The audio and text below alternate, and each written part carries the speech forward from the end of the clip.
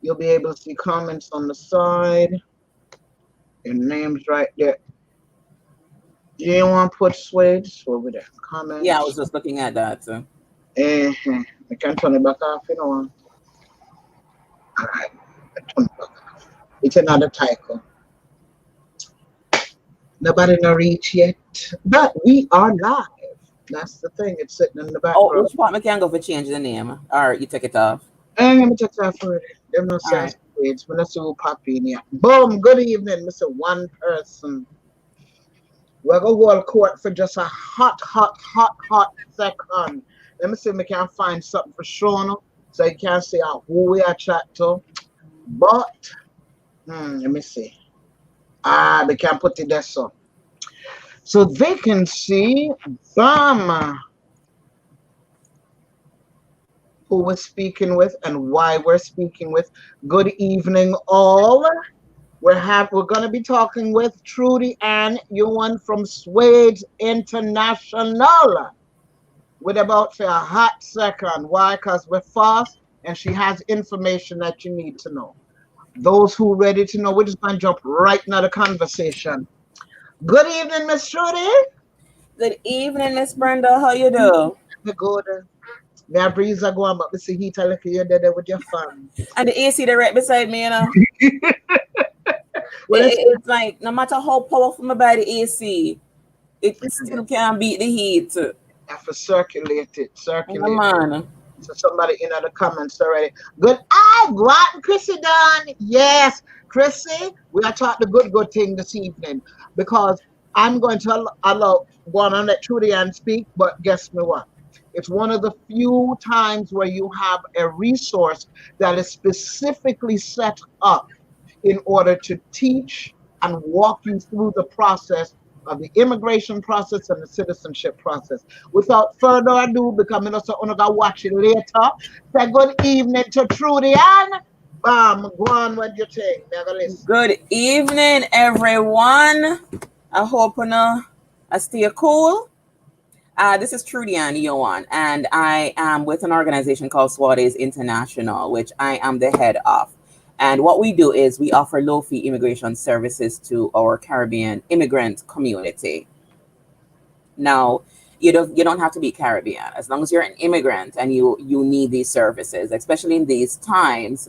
We need critical information and valuable information and the right information to get out there to help individuals on their path to naturalization, renewing their green cards, and just whatever other immigration services you may need. So what we focus on is document services. So we're an immigration services provider. I'm an immigration specialist. I'm also an ESL literacy citizenship preparation instructor.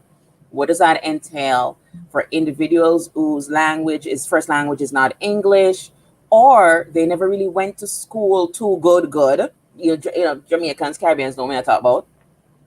Some of you may not know how to read properly or write properly or to speak proper English. And that is where the ESL literary citizenship preparation component comes in. We also help individuals renew their green cards, apply for their naturalization certificate, actually apply for their naturalization exam. We help you to upload your documents to apply for your immigrant visa and to submit your civil documents, your affidavit of support, your pictures, your birth certificate, police records. We help you to renew your American passport for adults, not for children. We help you to renew your Jamaican driver's license, your Jamaican passport, sorry. We also help you to get your birth certificate, obtain police records, obtain your TRN number. Now, those services are the Jamaican Business Solution Services which we offer for Jamaica. But if you're from another Caribbean island or from another country, Europe, South America, wherever, we also help you to renew your adult passport. Now, why am I talking about all this? Why does this make us different? It makes us different because we are low-fee immigration services. And that means, I know a lot of you out there, especially during COVID, you have to decide immigration or food, rent, and sending barrels for the family. And we're here so that you do not have to forego your immigration part. We help you with low fee services so you don't have to pay. We know some of you can't afford a lawyer, and there are very good lawyers out there, but you may not be able to afford the lawyers. What we have done at Swaades International is we have gotten lawyers on board with our organization. We have other immigration services providers who handle certain parts, certain difficult parts of your immigration cases. So you may have a complicated case. So we have lawyers on board that doesn't charge an exorbitant fee and will help you to rectify your case. I know some of you may have gone to another lawyer, the lawyer messed it up, the lawyer take your money and never really give you anything. That doesn't happen with us. Lawyers will let you know what they can and cannot do and the next steps. They're not just going to let you go with not a knowledge of how to go forward in your immigration case. And so those are the services that we offer. Our services are very, very affordable. Their payment plans, if you need a payment plan, but our services are so low that you wouldn't even need a payment plan. The other part of it is because of what the president is saying, some of the things that he's saying is not true as it relates to immigration. And as a result, it creates panic in the immigrant community across the United States, not just with Caribbeans, but the entire immigrant community. And some of you are already legal, but because of the madness he's saying, it makes you want to not move forward in getting your citizenship. I'm here to tell you there is no public charge as it relates to citizenship. So if you're a green card holder and you receive food stamps, you received WIC for your children, you receive temporary housing assistance, that is not going to block you from getting your citizenship. There are no public charge questions on your citizenship application. So please do not let the madness confuse you. We're here to help you unconfuse yourself, right? The other thing that I wanted to bring light to is at present, the naturalization fee is $728. Come October 2nd, that fee will be going up to $1,170. I Now it's going up 83%. If one can't afford the 725, on another afford the 1170. All right. So please do your citizenship from now. Some of you, if you're not working, then you may be eligible for a waiver of that $725 fee. But let me tell you, since they're raising the fee, they're also cracking down on their immigration benefits. But nothing ventured, nothing gained. You can, when you come to me, when you call me, I will let you know what your situation looks like and if there may be a chance for you to get the fee, because now they're really cracking down. So if you have a very strong case, you're not working, your salary is beneath the poverty line, you have 3 or 4 people in your household, that affects your poverty line. So that means you're not able to afford the $725 fee. So nothing ventured, nothing gained.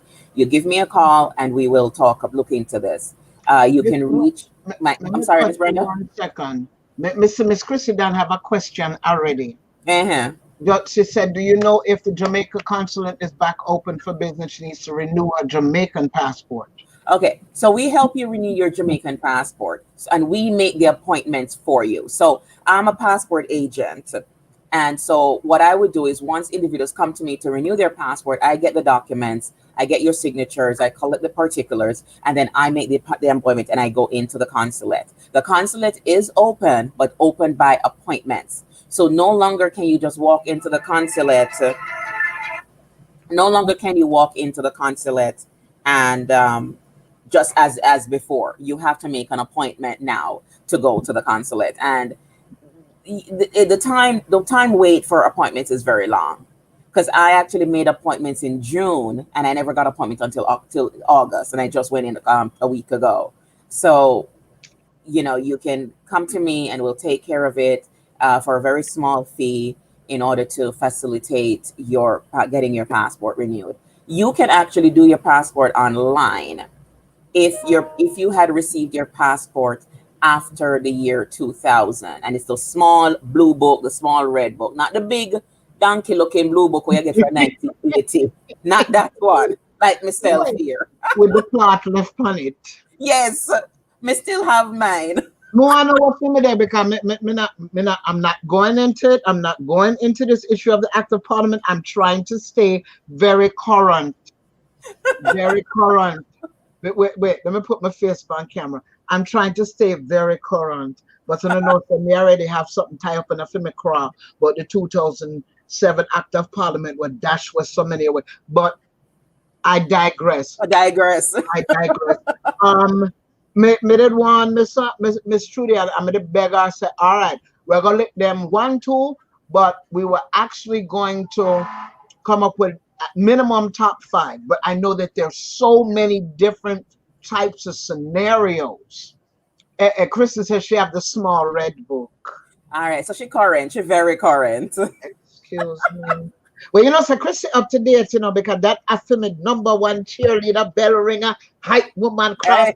Hey. You know, see how she addressed me as Ambassador Miss BJ here. She met me honorary from day one. On top, man. We drink enough coconut water because of Chrissy Dunn. What, Miss Linda? Listen, everyone always have somebody in some sort of visa constraints. Or even if you didn't think you knew that, because I never knew. Yeah. You know, you see the pictures, and until you actually go out to Ligony and you see the covered over station that has been made for people to stand up, to line up, to apply for an opportunity. Yeah. And or ways out to it's these things. It's like what is, we used to tell folks years ago, listen, Jamaica education, they can't beat it, but you know what, when they come here, they can't understand it, so want you to redo certain things and this, that, and the other.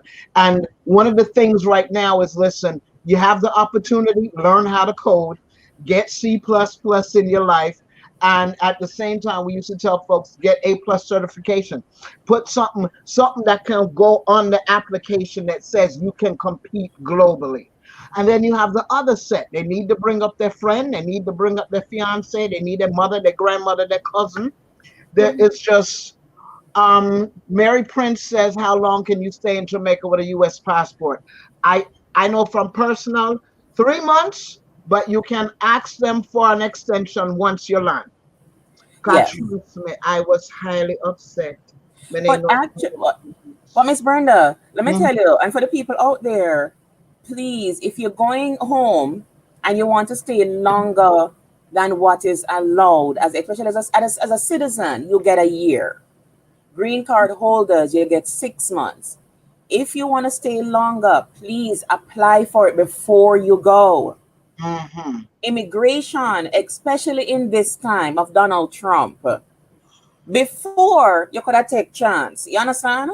But in this time of Donald Trump, please walk on narrow and stay crooked, or whatever the saying go. Right? Get your parole before you leave.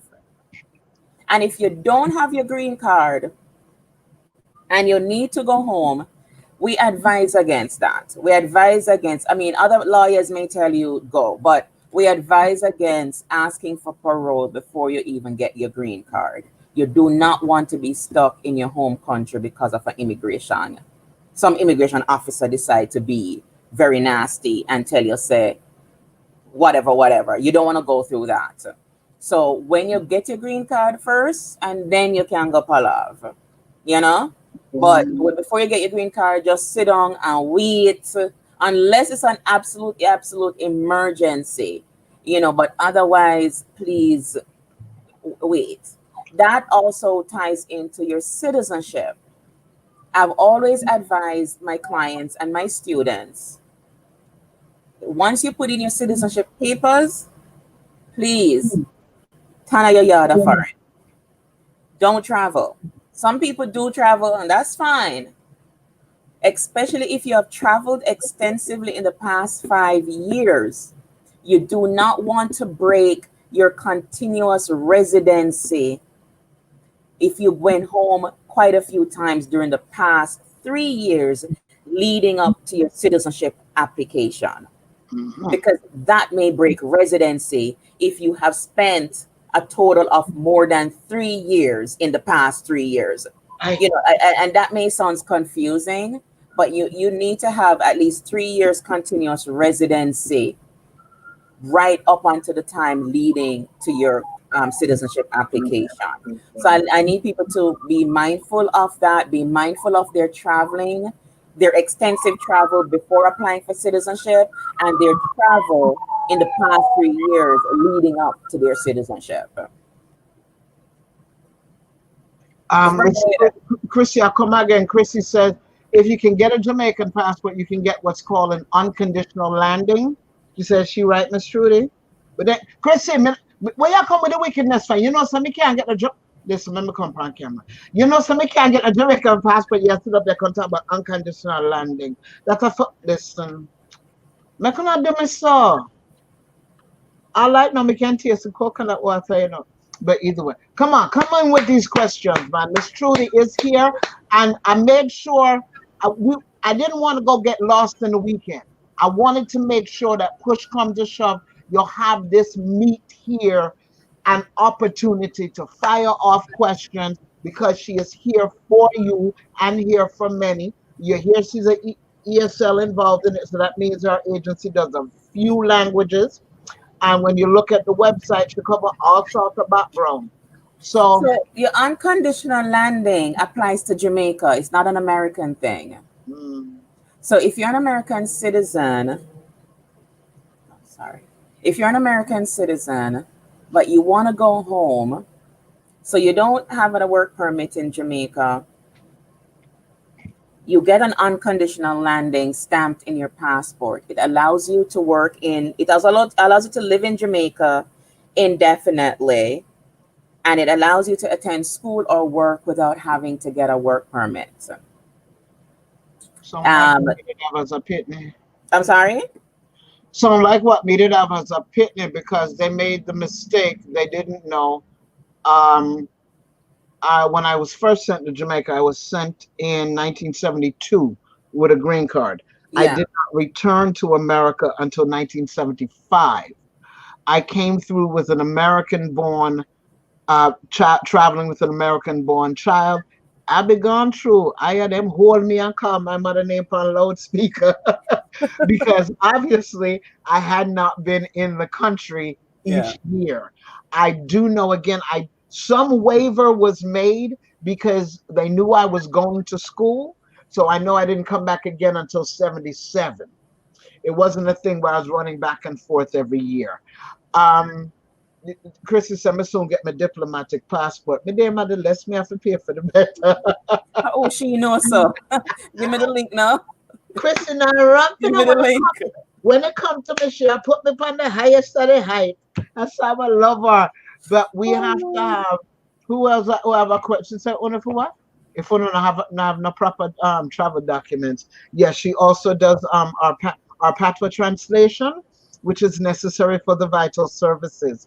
We do have the opportunity, because we are connecting the dots across the diaspora, and we know that folks are here from the Caribbean, from South America, from the African continent. Yes. Big up at the yard of them were in the Netherlands and China, because they do check in, and folks will watch this over time. I think what's one of the more, in terms of immigration issues that you may have found, because one just was hitting in the brain, parenting. The issue of the parent is abroad and has become a citizen, and how does that child, if there exists one, a minor child at that time. It is my thinking that all children have been, or knowledge of children have been, included on the form. But is it just that their proper paperwork isn't there? Is there still that check box under the signature line? Because derivative citizens exist. I'm more people from them covered and Pitney. Too many children are still walking around here with a green card, and their parents are citizens. Yes. because a lot of the mistakes that I'm seeing, when even if your child is a derivative, the child still needs a green card. And I've seen parents put in their I-130 and they think just by adding the child's name to the I-130 means that the child's green card is being sponsored for also. The child needs his or her I-130. The I-130 is what gets you the green card application. When you put your child on your I-130, you're just telling immigration that you have a child. You need to do an I-130 for each of your children. Mm-hmm. So when you get your green card, they get their green card. And as they get their green card, you can file the N600 application for the derivative of citizenship. A lot of parents, Miss Brenda, these children are walking around without the derivative because the parents did not do their due diligence. Yes, ma'am. And a lot of times, and look, I am going to speak freely for Jamaicans, right? And I'm sure other Caribbean islands can identify with this. We have Jamaican families, parents, mother and our mother or father, who somewhere along the line, as a picnic start to get to an adult, then fall out with the children. Boom. Not the child's fault. Yes, no one said picnic rude and whatever, but you know something? The parent is still responsible for that child's immigration matters. Right? Now a child is 21, no longer 18, they're no over 18, 21, 22, living on their own. Now they need to derive citizenship because they were under 18 when their parent became a citizen. Now them and the parent not talk. The parent now go on provide documentations to give them to derive citizenship. So now what's going to happen? It's not a negative. What's going to happen now? The child would have to wait 5 years from the day they got their green card to apply for citizenship. Because them and them parent fall out, or the parent jealous of the picnic and decides, me not give you no documentation for sure you say I supported you, especially if it's a father. A mother can prove that's her child. But a father has to do DNA testing, has to do all of this. If the father had done it from the moment the child got his or her green card, then we wouldn't have this situation. And a lot of individuals are now 21, 22. They don't have a relationship with their father or their mother or whatever. And now the parent is not giving them any documentation to show that the parent, provided for them. They lived with the parent. The parent paid insurance. The parent paid all these things to show that there was a bona fide parent-child relationship. The father may not want to go do a DNA test to prove that that's his child. So when the child leaves childhood, it becomes an uphill battle to prove derivative parent, because the parent may decide them and the parent not in agreement, and the parent's not going to give them the information. So parents, if you're listening to this, please, as your child gets the green card from you, or you became a citizen when that child while that child is under 18, please put in their green card and for the green card and put in for the derivative of citizenship. Woo. All right. Now you just gave them the roadmap. Because you said, okay, now that's 5 years after. Let's go for the independent one, because enough of them out there right now. Yeah. They still have, because I know one right now, this minute, I just send him out of the link. Him in Florida. A green card he have in his pocket. So it's 5 years after he's acquired the green card that he's allowed to file for himself. He's allowed to file citizenship for his citizenship application. Yes. On a fine ways. But I would say to people, if you are one of those children who that your father or mother was a citizen when you got your green card and you're on good terms with your parents, please go and get the documentation to prove that, they're a bona fide father and child relationship. If it was your father, get the documentations that showed he paid for your school, he paid for your books, he paid rent while you lived with him, or he paid child support. He took care of you as his child and he can prove that. Or even your mother, please go get that, because even though, and this may be a deterrent, the fee for the derivation of citizenship is $1,170. I mean, do you remember But when we it's a catch-22, Miss Brenda, because even though the fee is $1,170, the regular independent naturalization application is $725. But because that fee is going up in October to $1,170 also, if someone has not had their green card yet for 5 years, they're now still stuck with a high immigration citizenship fee. So the regular citizenship is going to go to $1,170 come October. The derivation of citizenship is also going to go up come October. So either way, you still have to, if you have problems with your parents, whatever, or you don't, it doesn't matter. The fees are going up. So if you're qualified now, pay the $725 and get it done. I make we come with a tricky one. Uh-huh.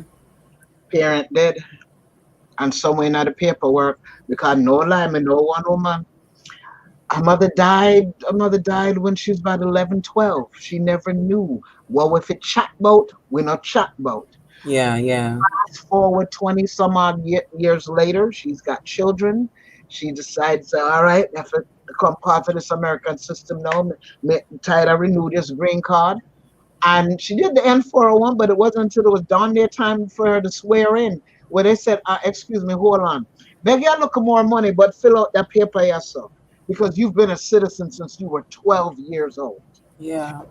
I get emotional about it, because I was one when my father raised his hand a couple of weeks after I turned 17 and 2 months before I graduated high school, but I was not informed, and I went to school filling out FAFSA forms as a resident alien. Alien, yes. That difference. Me not lie to degree. No, it's a big difference. The money you get from FAFSA as a citizen is different from what you get as a green card holder.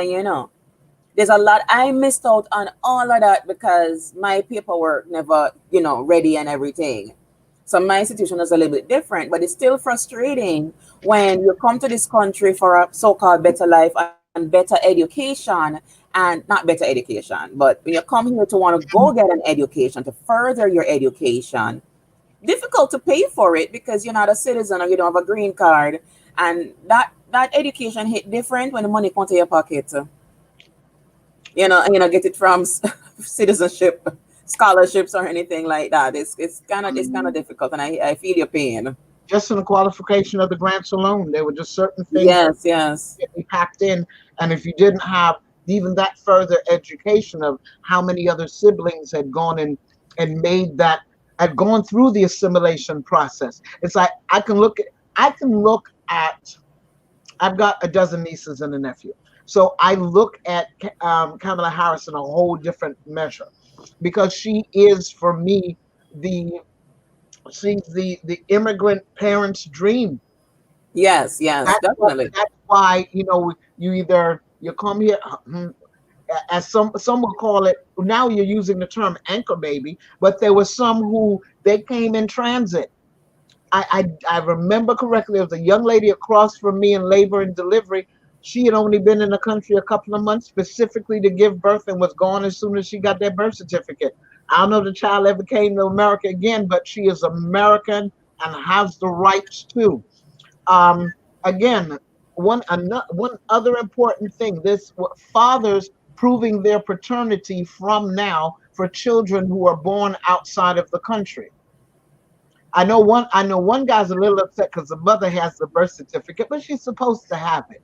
But we walked him through the process of making sure he established paternity for a child that was that way. It was what kind of birth certificate? I forgot the exact name of the birth certificate.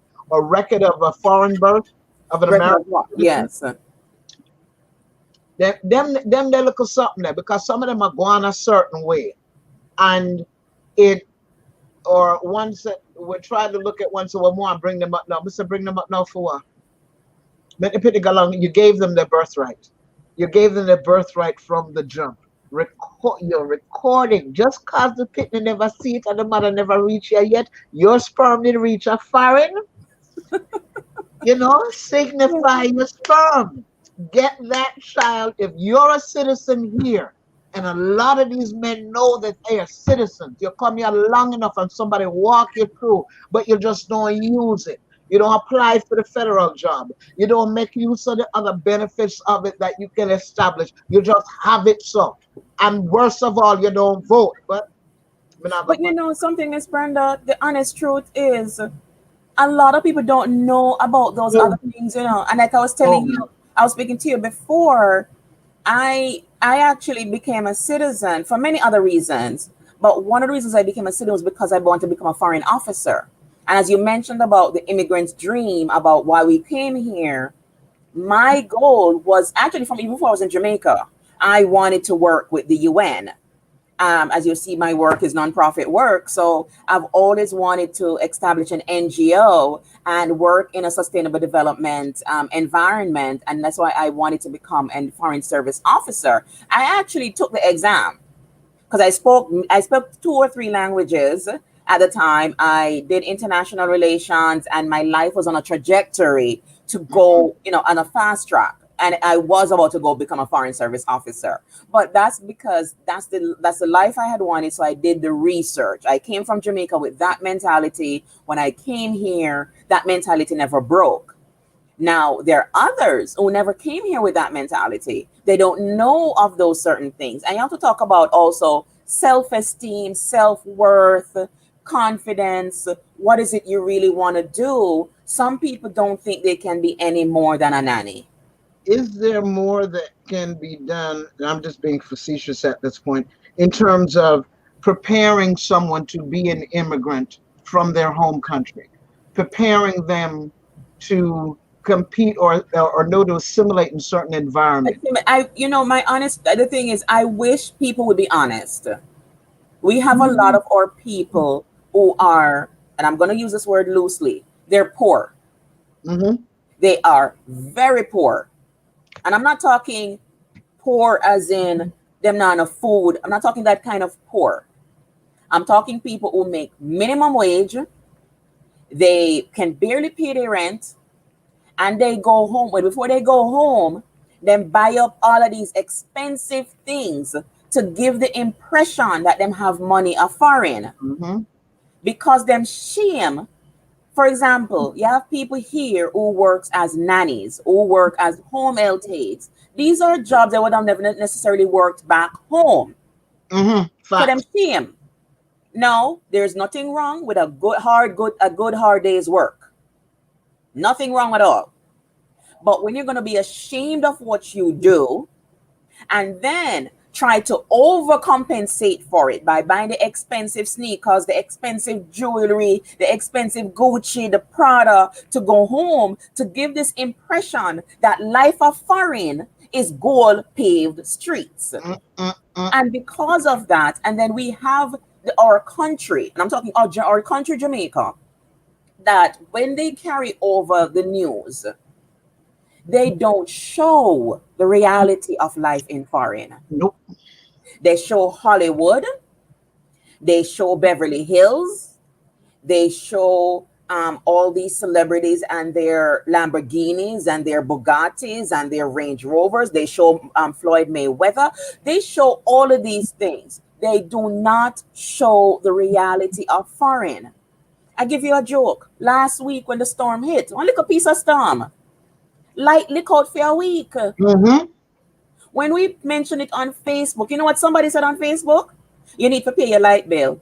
They literally thought it was a light bill issue because that's what happened at Jamaica. And forget for blackout turnout. Exactly. So, but then you think about it, a whole week without light, and somebody talk about, oh, that's a foreign. We need people to realize, okay, if you look at Jamaica, there are some wonderful houses in Montego Bay. I'm from Portland. They're gorgeous houses in Portland. But if you look at some parts of the ghettos in Jamaica, a zinc house, board up huts, right? Jamaica has its rich suburban parts. Jamaica has its poor ghetto parts. Same thing with America. Yes. America has its rich. America has its in the middle. America has its extremely, extremely poor. When we say poor, dirt road, no phone, still outdoor toilets, Yep. rat And, infested buildings. and people want to figure that don't exist. There you go. Way back in I the actually know of a woman, and I wish I could help her. And when she told me the environment that she lived in, tears came to my eyes because this was a God-fearing Christian, real woman, article woman. She's actually Black American from down south. And she told me of the poor situation they live in. And I may not like my apartment because, yes, I come from Jamaica where I lived in very, very nice houses. And so I want my nice house. But I had to be thankful that on some level, I'm sorry? That you have a roof over your head. I have a roof over my head. My apartment is wonderful. It may have New York City issues. You know what I'm talking about. Yes. It may have New York City issues, but I have running water, I have toilet, I have phone, I have amenities. So I'm very thankful for the life I have. But it's also, I have also worked and created the life I wanted. It didn't come to me free. Me never run. You understand? But these are the things that I wish Jamaicans would be honest with Jamaica. But you see, the thing is, Miss Brenda, you have some people, no matter how much you tell them the truth, you know what them say to you, sir? You know want to come and foreign, come have the good life. So you say, you know what? I go call consulate, embassy, and tell them to give the whole on a green card so you can come here. And then you know we see something different. Everybody can back up in Brooklyn. Everybody can back up in Brooklyn. As a child or as a teenager, I came back here at 13. So I reacclimated myself at the, let me get this train thing down pat. Let me get the bus thing down pat, because one of the few things that people recognize about New York, so above, so below. Wherever there's a train, there's a bus. Wherever there's a bus, there's a train. Yeah. You got to know how to get home. You got to know what bridges will connect you. So I was the one who, my parents' house was a landing zone. The amount of people were passed through this so. Yeah. The first 6 months when they come to Jamaica. No, man and woman, the amount of nurses will come from Texas to come spend the week to take the board exam, because if you have New York license, it make a difference. So you see all these different things, but I had to show them New York. I had to show them how to get around and how to navigate and how to move. And there were times when there are not many who want to understand. I live a simple, basic life. So when you say this is how it is, no, but I'm a so see. Yeah. I don't know who you saw it from, but I'm in the hood. And I've been blessed enough that, like, even in Charleston, I can find hood, then I can show you a mansion a half a block away. But I also can show you some water. So when you look at the issue of immigrating and deciding, you don't always have to go. And there are times, like one young lady somebody just tell her this afternoon, where you about to come from, no space, no day I feel.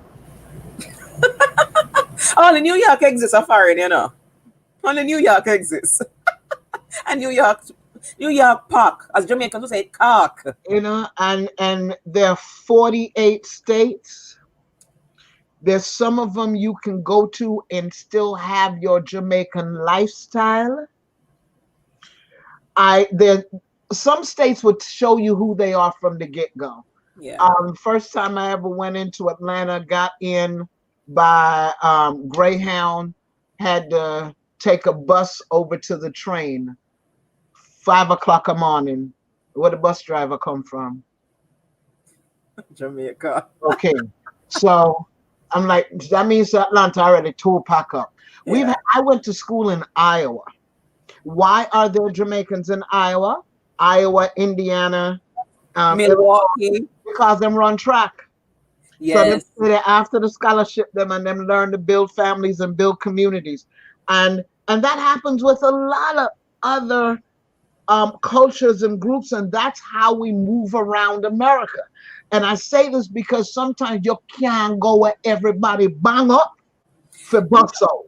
I give you a good example. I am very much into the South Asian culture, hence the name of my organization, Swaades International. It's actually a Hindi word. And so I love India. I love Mumbai. And in the beginning, all I could think of was India was the place to go, right? And that's only where I'm going to find Indians. Then I went to Queens for a volunteer program. And the person who was helping me find my way was an Indian, or quote unquote Indian, right? So I said, oh, I'm into India. So I'm like, wow, where in India you from? And they said to me, I'm not Indian, I'm Bangladeshi. And I was like, oh my goodness, I forgot about Bangladesh. But then when I look at, so I follow Indian culture very closely. And then you see these Indian women, they're getting married in Australia, they're getting married in Dubai, and there's a huge Indian community in Australia. There's a huge Indian community in Africa, in the continent of Africa. So I'm just giving an example of Indians are not just in India, as I thought. But that was when I was younger, right? Yeah. It's like, wow. And it's not a small population, it's a huge population across the world. And we have, matter of fact, I think it's this weekend, the Indian Association of Greater Charleston. Yeah. Normally they would have had an outdoor festival. I attended last year. And because there's not so much of each of them, of all the different various sects and corners that they come from, they're able to give you the most comprehensive view of, listen, there's about 20 different of them, but we only have about 10 here. It's like the Nigerian community here. The Nigerian community here is just about 60 families, and they have a hub organization. Trinidadian families are here. Guyanese families are here. But because in South Carolina, you don't have to be downtown Charleston.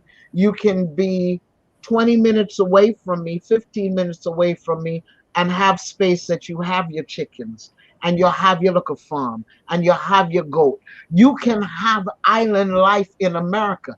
I'm on the other edge of America. It's the low country. Ain't nothing but water out there, and that's where them slave ships first came. So there's shrimp out there, fish out there, crab out there. Banana tree are grow. The only thing is they have these darn palmetto trees, but these palmetto trees do not have coconuts, and I digress. I digress.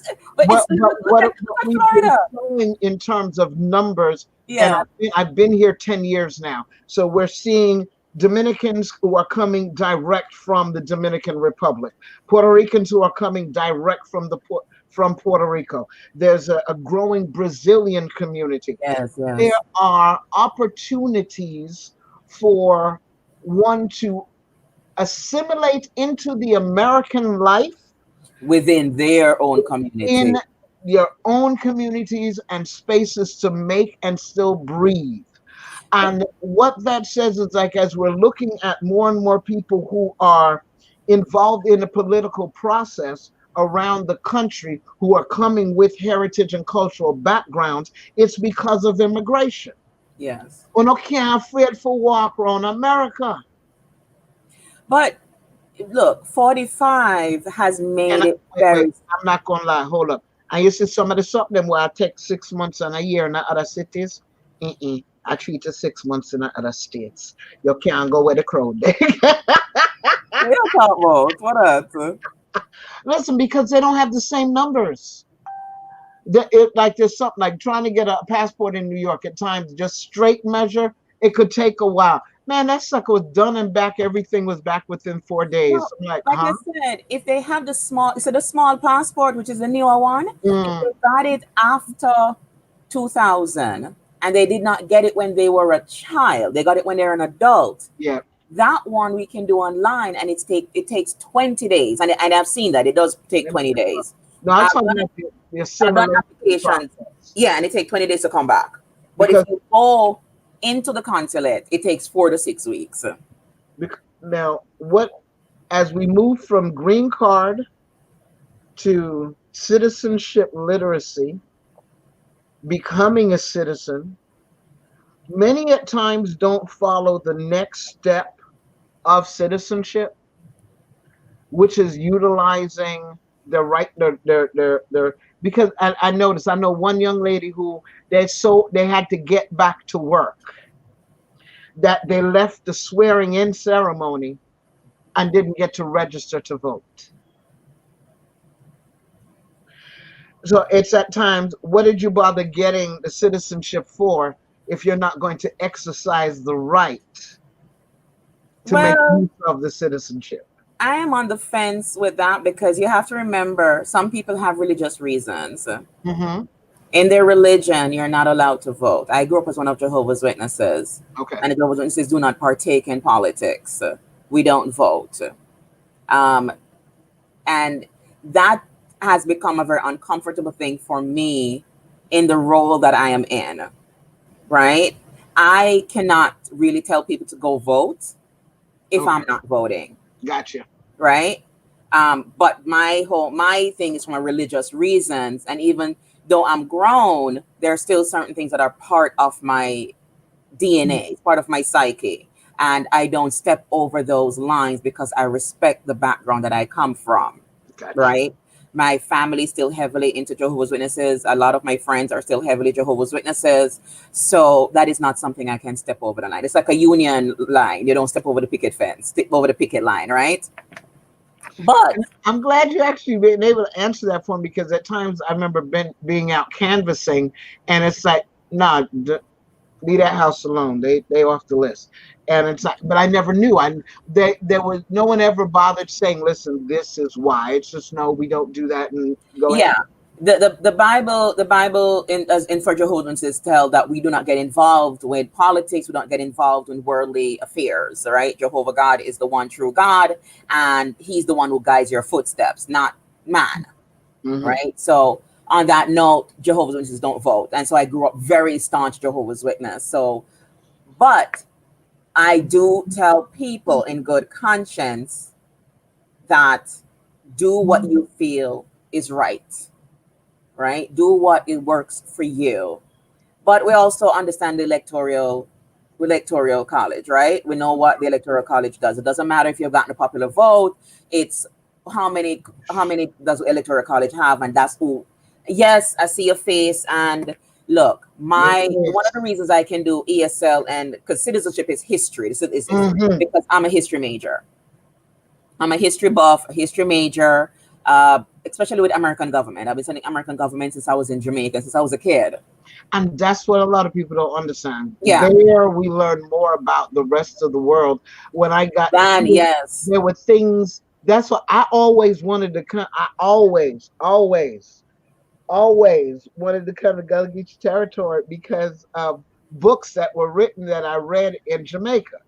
And now, mind you, it was not the same when I'm sitting in classes in high school in America, because it was so fine-tuned to my geographic location that y'all were missing stuff. Then I had to make sure in college that I read the description real well so I could find out about that neck and cranny next to the corner. So now that I live here, that's why I went in. I went in because the spaces and places that I step foot in, I touch, I feel, are all over the foundation of American history. And that port where the where Africans came in enslaved now ships out BMWs. Standing in Sullivan's Island where they had to come to the pest houses to be quarantined for minimum 10 days. If you survived the pest houses, then you could answer to the mail order bill that came in for you to be brought over into Charleston Harbor at Gadsden's Wharf, which is now going to be the location of the International African American Museum, where you'd be auctioned off. When Yeah. you look at books like the Book of Negroes, and they speak of Charlestown, that Charlestown is Charleston. And it's like, it's looking at the full spectrum of this ancestral move and coming here and hearing. I thought everybody sounded Bayesian until I found out in a newspaper article, oh, Charleston and Barbados have a sister relationship. But in looking at the fact that Jamaicans there for a long time, there are different avenues to this immigration process. Some that I know a teacher right now who she shifted from one visa to the next. I know she can get better health care. And what used to be farm work is now hotel work. And I know one that he came and he got his opportunity. I know him run the restaurant woman love Nam food for, and that's Jamaica Grill. And people come and take and turn opportunity because there are other spaces. When I have faith, crowd upon everybody. But them and make fashion. But it's what you arm yourself with before you get here and what you do when you arrive.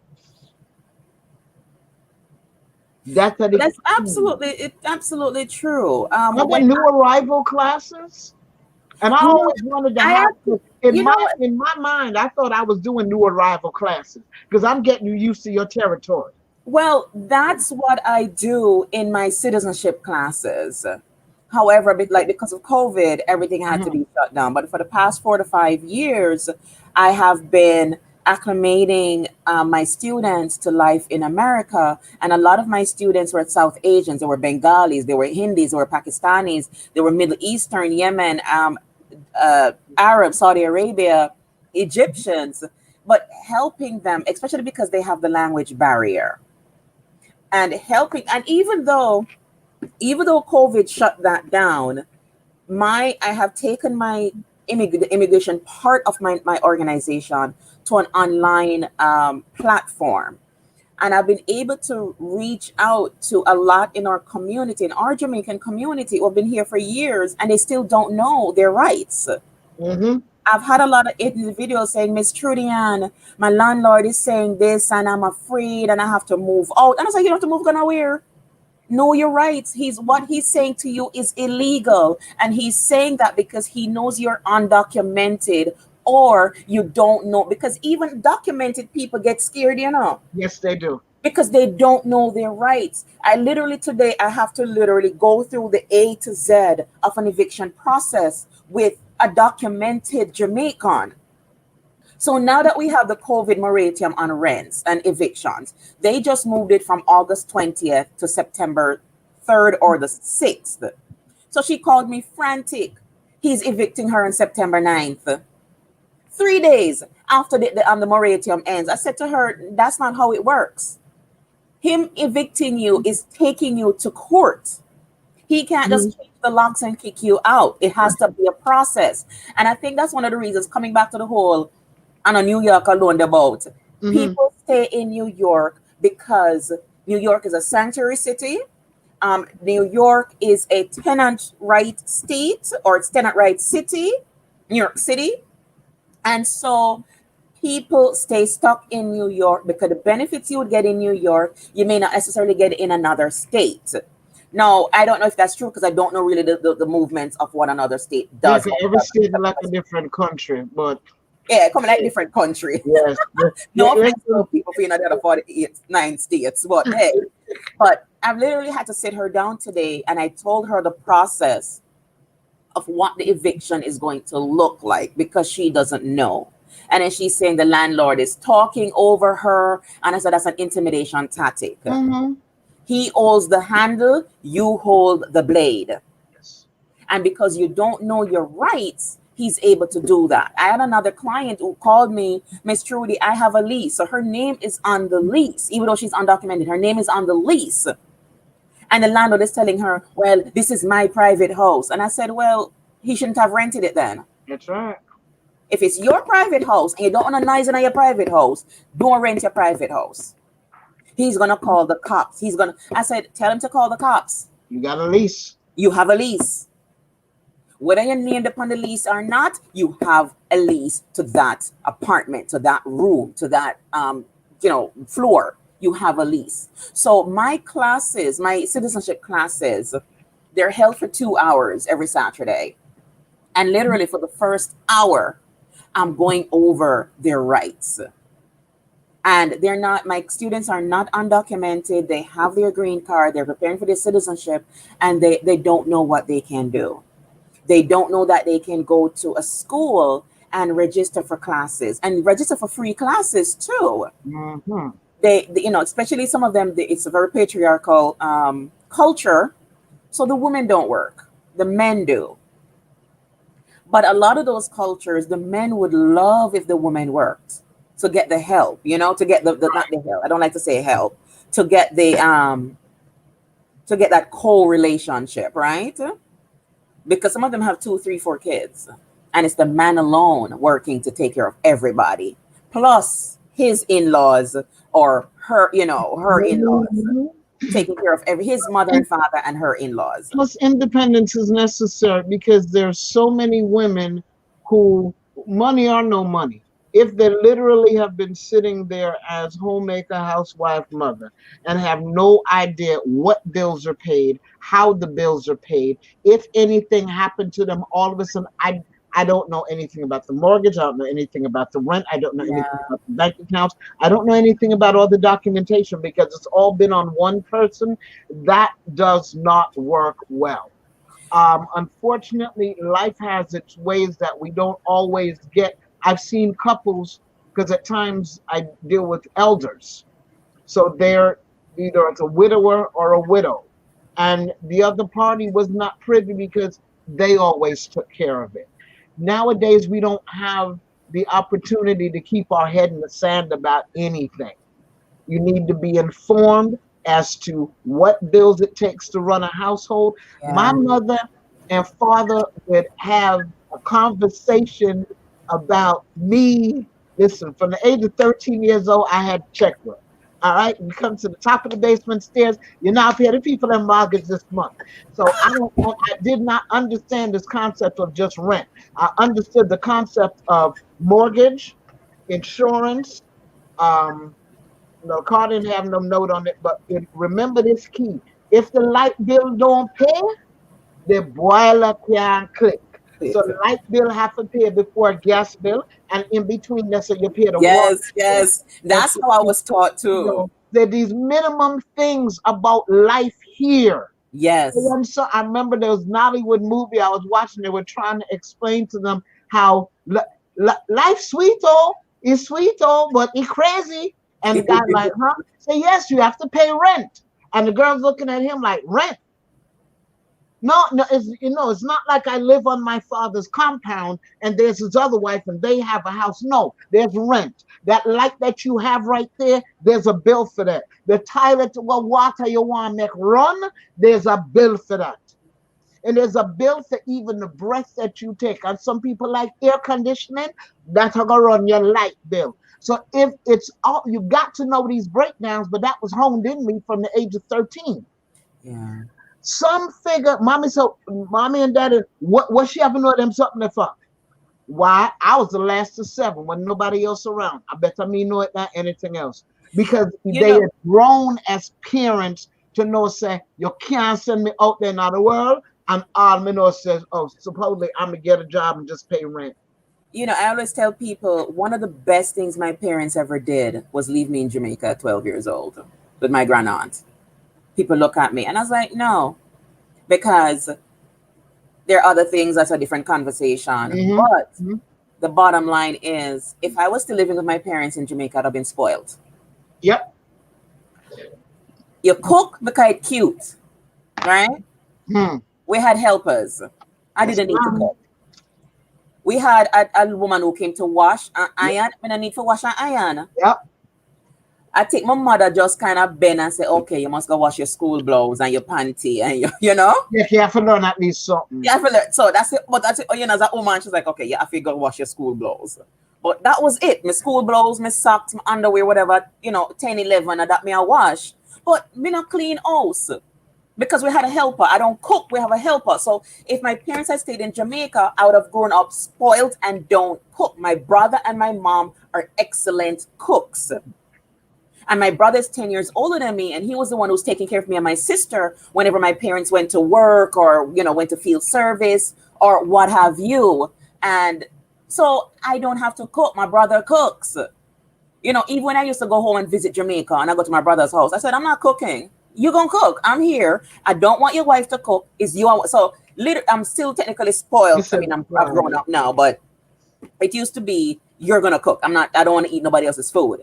But when my parents left me in Portland with my grand aunt was a different kind of somebody. She looked at me and she said, go wash the sheets. 12-year-old must go wash sheets. Mr. Ball, I'm gonna got the phone. Kind of back then, we never have no smartphones, right? We have the sidewalk kiosk, these, So me run my tea for it and got the phone. I call my mother collect. 12-year-old, I go call her collect. And said to her, say, please tell Sis Madge, please hire helper. I don't wash sheets.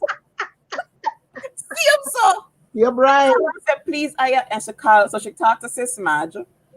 And, my Sis Madge grew her, because my sister grew my mother. And Sis Madge tell her, say, no, Bev, the people, they must learn how to keep them, how to wash clothes. They need to learn how to cook, clean house, and whatever.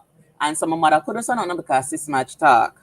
Boom. So I learned to wash my sheet in a washing pan. Me learn how, but now my grandmother taught me how to keep house, right? How to clean, how to cook, how to wash my clothes and take care of myself.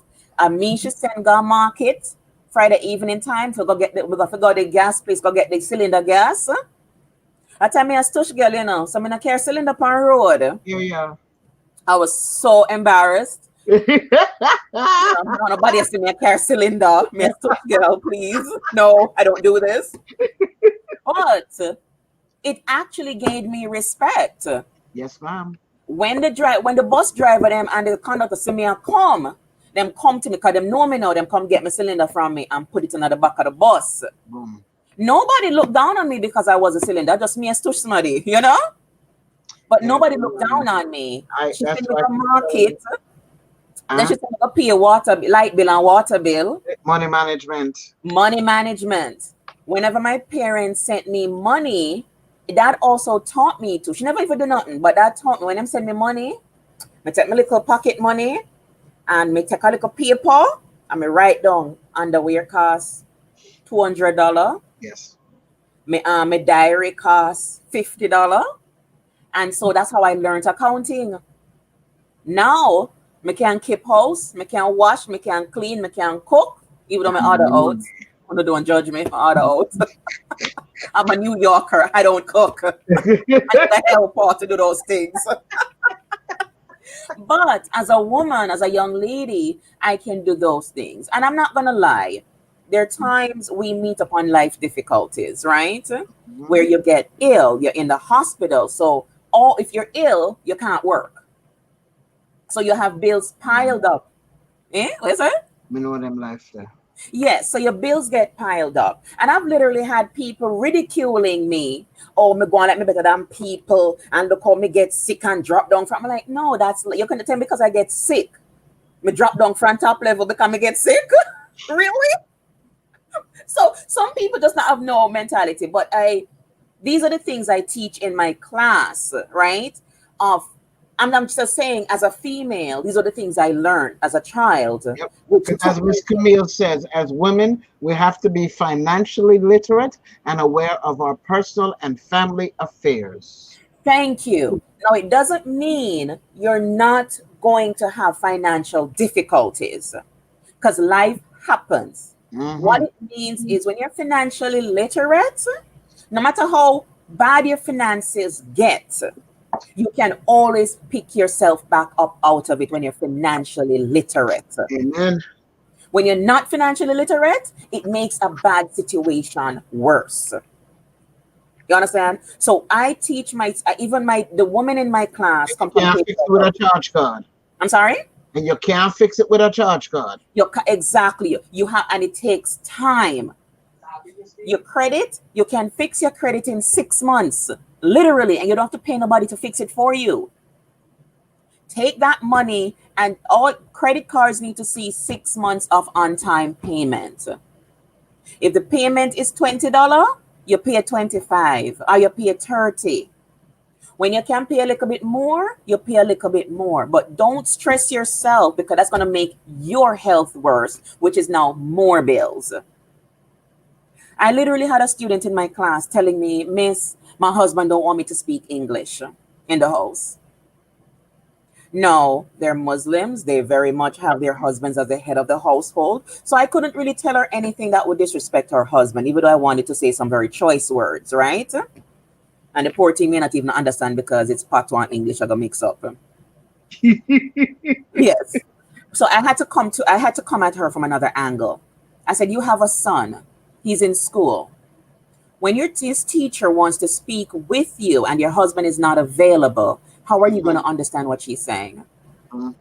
You speak Bengali, she doesn't. She speaks English, you don't speak English. How are you going to understand each other? You need to learn English. When your son comes to you with his homework and he cannot read a particular word, how are you going to help him? So I said to her, I'm not telling you to disrespect your husband, but when he's not home, you get your English book, you call your other students, and I hooked her up with 2 other students. Call them and speak English and practice your English. Before you finish the dinner, you practice your English. All right? When him come home, you feed him his dinner, and you are the perfect Bengali wife. There you go. When him gone back to work, you're gone back on your English. Now, the woman speaks English very well. Yes. And she knows what. When I speak to her, I had to say to myself, is this the same woman that came to me, could barely speak English, was afraid to do anything in New York? Now she's doing her, in the Bengali community, but she's out there, she's speaking English. I'm like, wow, I'm so proud of you. It's part of the process. Yes. The assimilation, the assimilation process is so very important. I've seen children who have come and it's okay, paper file, you come in. I remember looking outside one day, a young man sitting on the steps. I said, well, okay, who you belong to? Because school has started. You're of school age. You sitting on these steps is just a magnet for the cops to come and mess with you every single day, because technically you have the appearance of being truant because you look school age. Everyone was so busy about their lives, nobody had registered him for school. They said, it no work, so.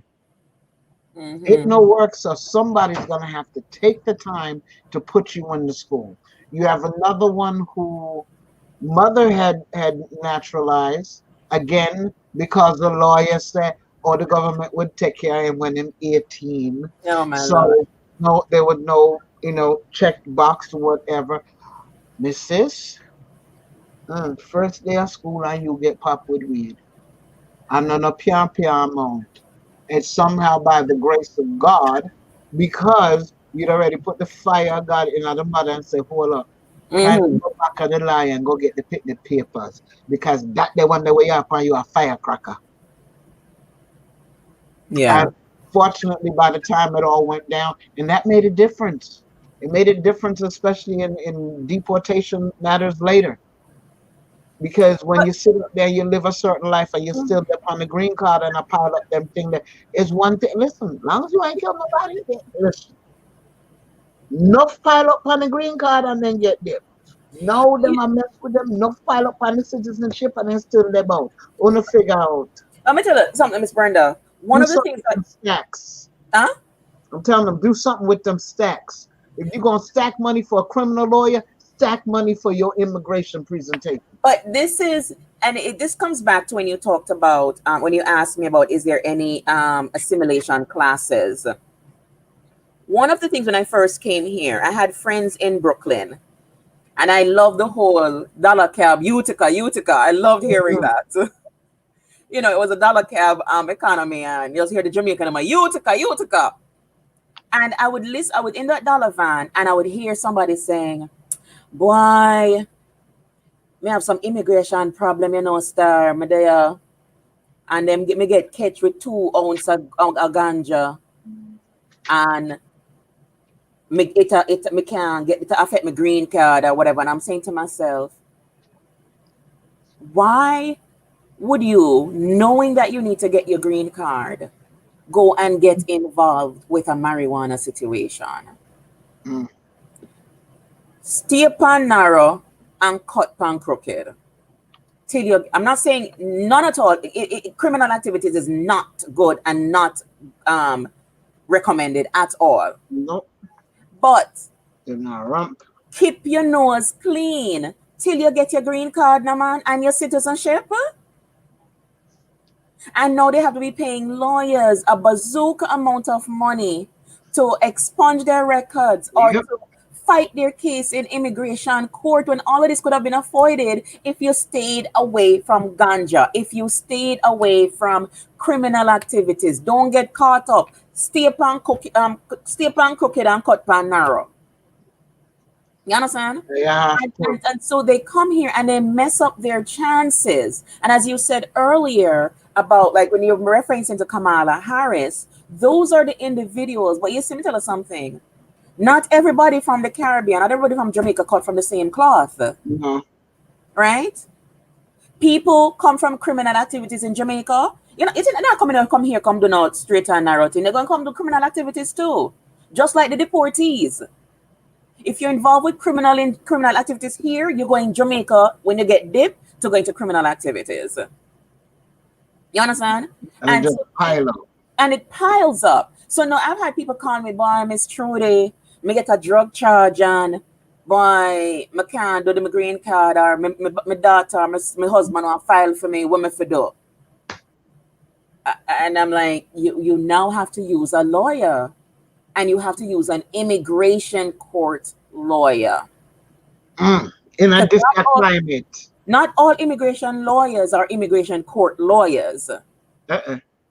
Those are different lawyers. Hold on there, Miss Erica. Good evening, ma'am. How are you, Miss Paz? That's when me want to find out how large jump down at Jamaica, I go talk to Miss Boswell and find out information. I'm going to run through them just a hot second. Good evening, Miss Betty. If I just started checking in from YouTube, I see.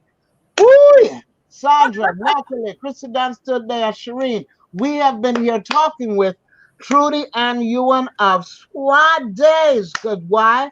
There's some immigration issue with someone to have, whether it's on this side of the world here in America, going through the citizenship process, learning how to navigate the immigration process, are coming into the flow. You see, we're spending a good amount of time on the assimilation process, because just like how nobody teaches you how to be disabled, because everybody who's disabled don't have the same disability, everyone's immigration situation is unbelievably unique. Unbelievably unique. And it's sometimes it brought the heart. Good evening, Christine. Whoa. If you ever know who Fear Daddy is, yes, yes, all the revival spirit up in your Fear Daddy are the one and only. You know, you see, give thanks, Erica. Say, I say, Miss Boswell, I beg you up. It's a great program. She like Trudy. That's called Trudy don't mince meat. Me gone again. Yeah, all right. What is up on your 5-point list? Cause I with you LABBRISH so far, you know. I just see we can do this. And they will pay attention because there's something in here for everybody. Everybody. Touch on student them for me and what am I going with? What's that? Did he hear you? On the student them, because I know one person in that have a student visa and a regular visa. And frig up the student visa because when them come, this person never did it, this never team right and whatever. So I'm gone back again. I'm gonna say sooner or later I'm gonna come back. Okay. But I'm gonna come back as a visitor. Come and notice that some of them have various types. Some may come for work, some will tell you, say, listen, Boy, me don't want to go there, but the way them did I go on. One guy said I ended up in the Foreign Legion and traveled the world. So it's okay that I didn't go to Jamaica, that I didn't go to America. The one couple where there were a couple from in Jamaica, but college took one to America and one to Canada. They're in Ghana at the moment. Actually, no, they've done Ghana, Kenya, Liberia. They're traveling the continent. They work there. But just like you said before about within New York, within America, United States, where we can find Jamaicans all over the 50 states. We have Jamaicans in Hawaii. We have I don't know if Alaska. Actually, we do have Jamaicans in Alaska. Yes, I know one. A young gentleman. So one or two, because Jamaican are like cold. But Jamaicans in Alaska. I'm not sure about Antarctica. They don't reach this yet. That's another country they're not touched yet. Oh, I think the guy on the sled, that sled team. Yes. And on the sled team, he went because the Jamaican flag did fly from up there. But there's a woman who went there. I don't remember if it was sled, but she went there on some kind of research or sport, something. I forget exactly what the details of that were. God bless them. But just like how we have Jamaicans across the United States in different states and not just New York, America is not the United States. I don't like saying America because there's two Americas. Yeah. The United States is not the only land of opportunity. And as we can see in COVID, how America mashed down. Mm-hmm. Oh, COVID mashed down America. Make it look, somebody look at me and tell me, say, America is like a dollar store bag wrapped in a Gucci belt. Ouch. That's what America looks like now. But the thing about it is, the bones of America are showing, right? The skin drop off and the bones. So it was MAGA. They did MAGA. And I just did pile on it, and the fat drop off now. That's the fairness of America. It's getting a shit now. Yes, man, then come for me, Lord. Anyway, so people look at America as, wow, this land of opportunity. But the thing is, there are over 230 countries in the world. You have Jamaicans in Saudi Arabia. You have Jamaicans in Dubai. Dubai, a rich oil country. Let me not say country. Dubai is not a country. Dubai is a state. United Arab Emirates is a country. You have Jamaicans in Abu Dhabi, in Dubai, in Sharjah. Those are states in United Emirates. They're Jamaicans in Saudi Arabia. They're Jamaicans in Qatar. They're Jamaicans in Korea, in Japan. I'm not touch China for right now. Because they won't come out. Down there. Well, yeah, they won't come out. Christine said, do naturalized citizens retain their Jamaican citizenship as well? Dual. Technically, you don't. United States does not have a dual citizenship with Jamaica. However, Jamaican a business. I'm still Jamaican. I'm still a citizen of Jamaica. I never dash that way. Jamaican take it from me. England, however, when I go, I have a Jamaican passport. Well, the big one. Very really, set that to the side. The big one. Specialist, you still have the big one. Me want to go to another line too. But hear the joke now. I went to consulate a week ago with all my clients' passport application. Guess which one was missing? I went with all my clients' passport application. Guess which one was missing? Well, Jamaica piece. Mine. I'm not paying you no mine. Me carry everybody has gonna look about except my own. But I'm not paying you no mine. That comes when you take care of everybody else but yourself. So I know you are you. That means you're not run down real quick for some COVID escape. That's all it is. Anytime I'm ready, you will do it. Yes, and I haven't been home in a long while, because of personal situations. Because I always, when I travel with both passports. I travel with my American and my Jamaican. Mm-hmm. Jamaican not in a problem with no other country. Every country love we. Yes. So when Milan, my Jamaican passport come out. That's why I want mine. When people ask me, where are you from? Where are you coming from? I say, Jamaica.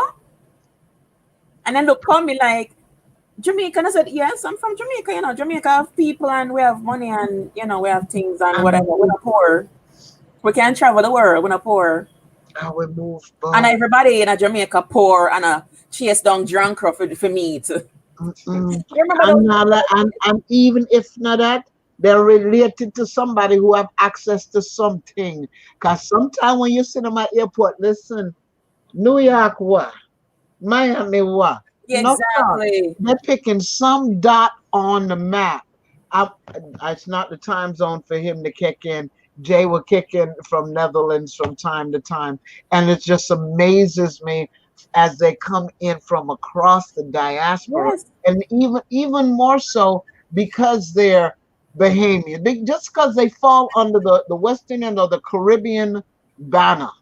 Yeah. They're gonna park up and we say how they do Tono because we know say if we have passports and some immigration issues, I know we want you have it too. No. And we've touched on a lot of different. So when you land on a U.S. passport, they give you time to leave. Yes, to look a blooming trifling 3 months. It's all right. They never fix it. One day, uno aga know, and it's not process I want go down to Jamaica and get it. I want it before me go down there, so when Jamaica. I go down there, I can walk through. It's not the same. And no, I mean, you know, I hate saying this, but it's difficult dealing with our Jamaican people in positions of so-called power. Them things say them up in the sky and you is nobody. I mean, I have to kind of remind them, they say if it wasn't for us, you wouldn't have a job. If we didn't need this service, you wouldn't have this position. So simmer down, check yourself, and fix the situation. Not give me a run around. Me have a friend, never forget. She got on at the purse must get teeth. Because of lackadaisical bookkeeping. Yeah. One piece of paper was supposed to signify her, must have the first name twist with the middle name and the middle name twist with the first name.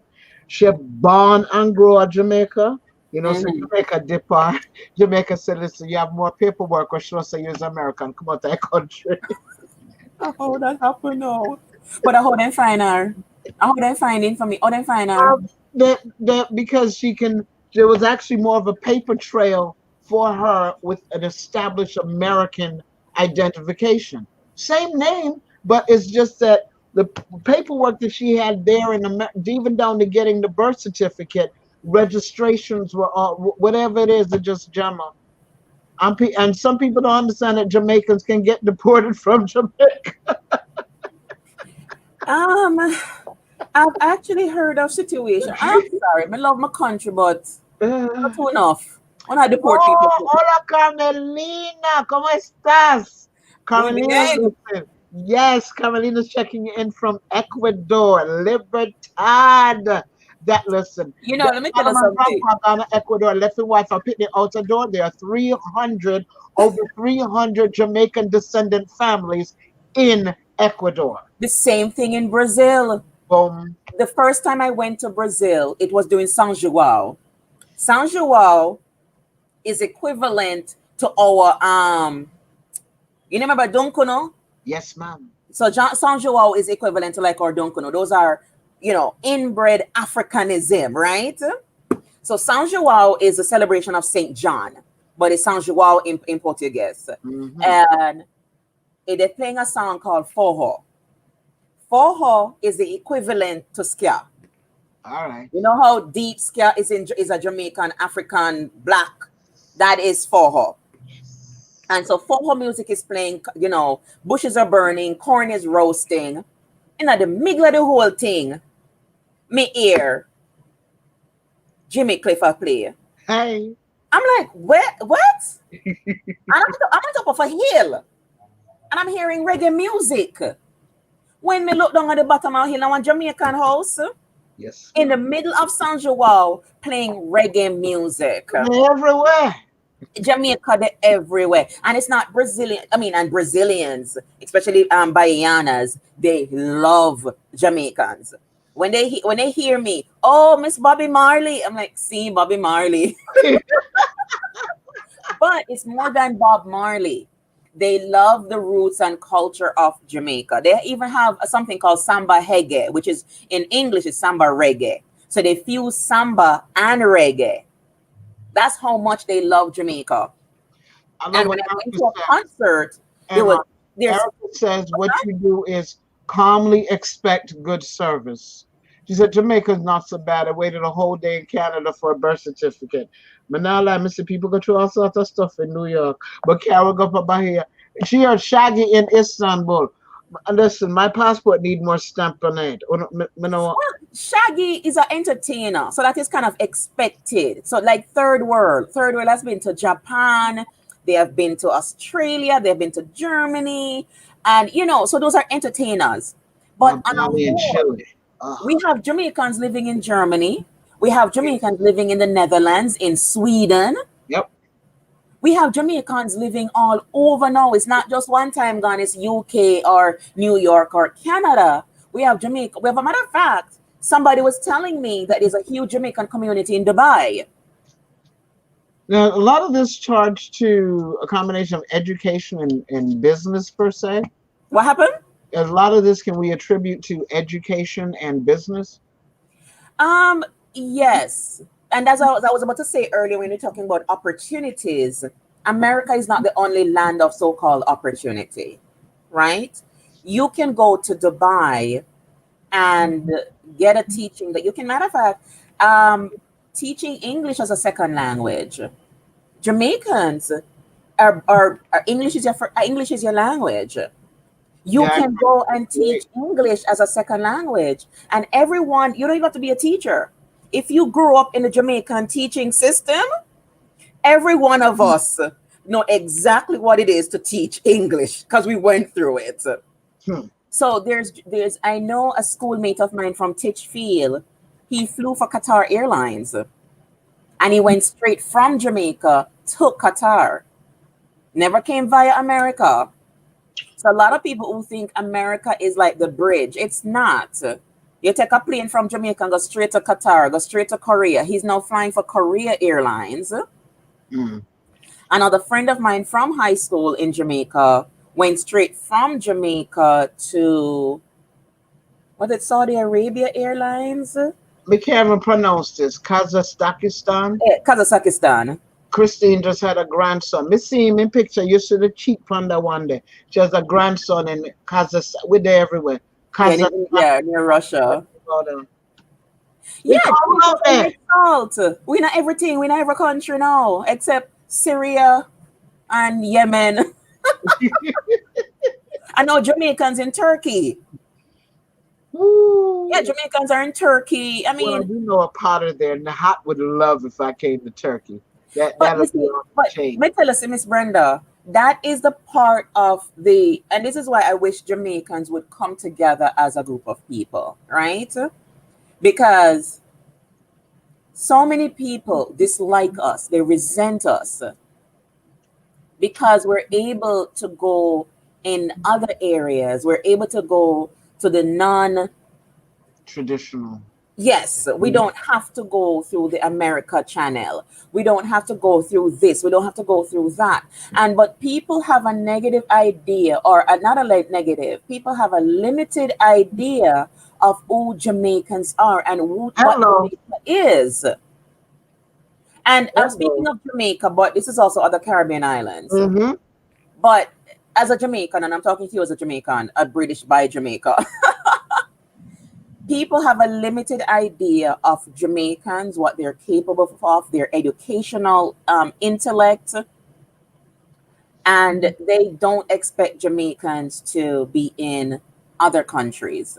When you see so many, and I've still seen some within the last 10 to 15 years, someone who was actually teaching school in Jamaica, who comes into America and is basically having to, because they're not, their process of actually knowing what the paperwork stands for, having in remedial classes, having to go and prove everything over again. I never forget, in Connecticut, young lady came up and she said, but miss, we're doing something already, you know.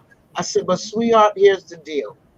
You finish fifth form in Jamaica, but you still have not attained an age here in America. That's the problem. Yeah, it's the age. High school, but what we're going to have you do is kindly go to the community college and test in.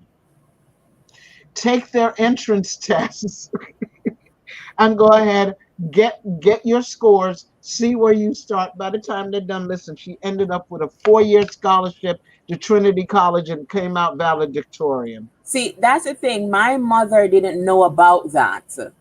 That I could have even have taken the GED and gone straight to university. Mm-hmm. But and we don't talk about that. We keep still on this age thing. Yeah. When we came here, I was 16. I finished high school back in Jamaica. And when we went to the high school here, people are telling my mother that I have to go to high school. So that's the other thing too. She didn't have the correct people around her telling the correct things. And this is not a negative on those people. They didn't know either. Right. They just did what they were also told. Exactly. But I found out later on that I never had to have gone through all of that. I had just done the GED and gone straight to university.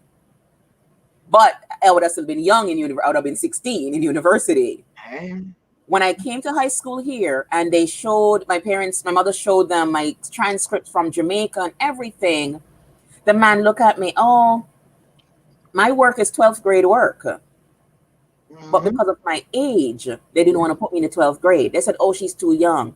But I said to them, and I spoke very eloquent, and he was surprised. He was like, oh, miss, your daughter is so eloquent and, poised. And we said, yes, we're coming from Jamaica. And he said, well, because of her age, we can't put her in the 12th grade.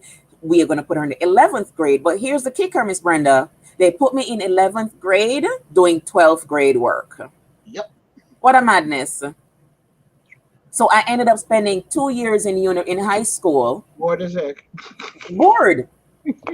Because I was getting A's, to the point where English, everything, I was getting A's. And I was just, I can't do this. This is so boring. Erica says it's good to go back into high school.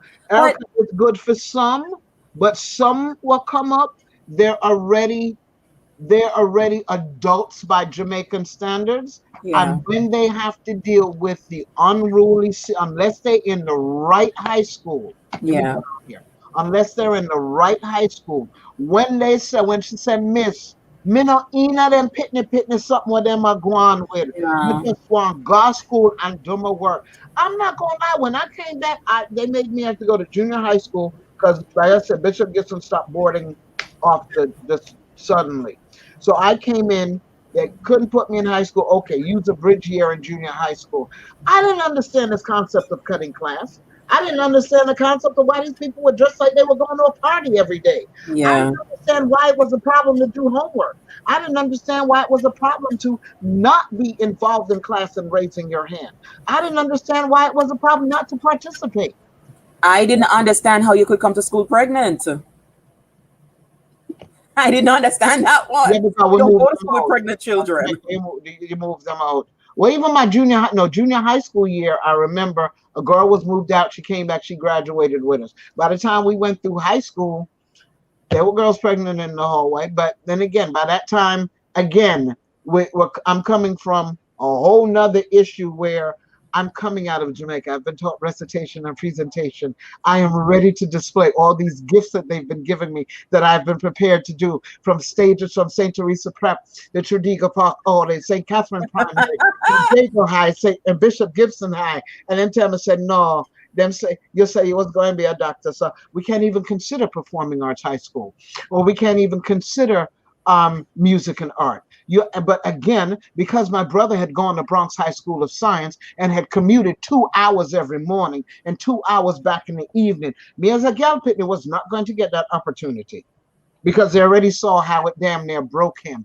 And being the assimilation process of coming in of this Jamaican raised child, there's a whole nother set of bullying that can occur.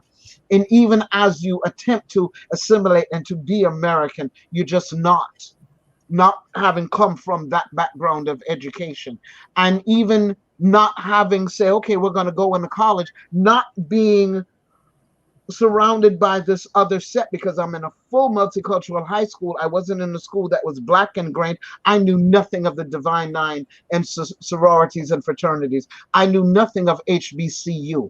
I went to the University of Iowa because that's where I could major in photography and journalism at the same time. But because I was still a resident alien, did not know the financial aid game, I was out of there within 3 weeks before the debt could get too high. Well, Came back and went to Temple University, where if I died today, I could get in there tomorrow. It was then I was introduced to, oh, there's a whole nother life in terms of education. So at times when I see folks that say, yes, there's one common application for HBCUs, if you're a child of color, you know, say you got them grades, apply. Well, you know what? Even though I didn't get to go to the university that I really had wanted to go here in New York City. And because of the whole green card thing and not knowing the way around, the 2 years in high school really did me good. It enabled me to get internships.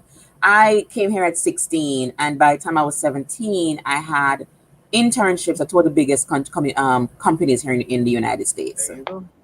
And when I went to university, they looked at my resume. They were shocked. They're like, you just came to the country? I said, yes. They said, how do you have this? And I said, something wrong? Because I thought it's like a racist thing now, right? It's like, no. Most people your age have McDonald's and Burger King on their resume. Because when the right teachers recognize you, when the right teachers recognize you and pour into you, Norma Gonzalez big up every single day because she knew.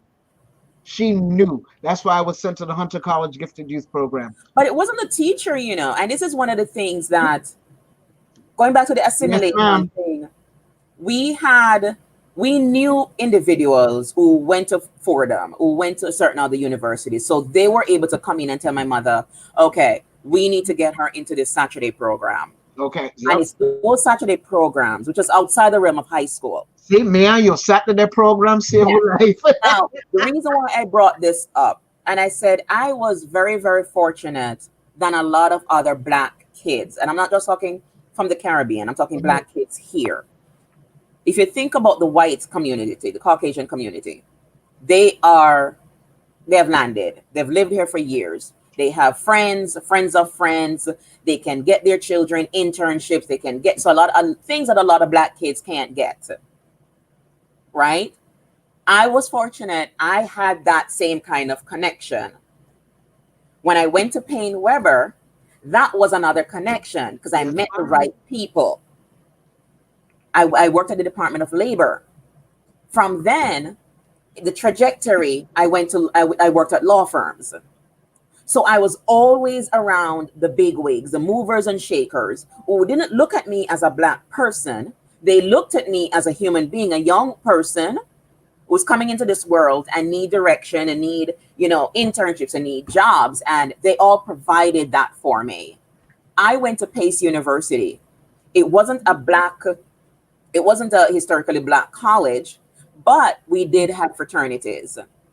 The pre-freshman program was upstate in Pleasantville on that campus. There, we got acclimated to all the fraternities and the sororities and who's going to pledge what. So I had the full college university experience. I didn't join any sororities because, once again, I grew up as one of Jehovah's Witnesses and we don't take part in those things. But we had a lot of Caribbeans who were in the sororities and the fraternities, and they guided us and they gave us pointers, but a lot of children don't come and get those kind of opportunities. Erica said your parents should have made you do the SSAT and go to a top private school. That's another part of conversation we don't always have a conversation about. If there are other levels of education, exactly, school, and you test in. One of my nieces right now is I've seen her go through. She went through a Better Chance. There's a whole set of students out of Big Up 383, Philippa Schuyler. They turned out some students out of IS 383, and these children went on. She went on to Petty, and her other counterparts went on to private schools all across America. we can compete. Yeah. And you have to remember that some of them, you even have to listen out to the word of it from before you catch you, because then come down a yard doing recruiting. Yes, yes, You don't yes. have to wait till you reach yourself. You've got to plot and plan what your American life is going to be But like. Miss Brenda, it comes back down to who's telling them what. Mm-hmm. We do have parents who are jealous of their own children and don't want their children to be better than them. I know You that said for a it. fact. It's the education levels as the problem. Lack of Yes, education mostly keep you poor and even though I low went to down. Pace You move in University, circles. I had friends there whose own parents, in the heights of their education, stopped paying for their university tuition Yep. because they expected for example, if it's a girl child, right?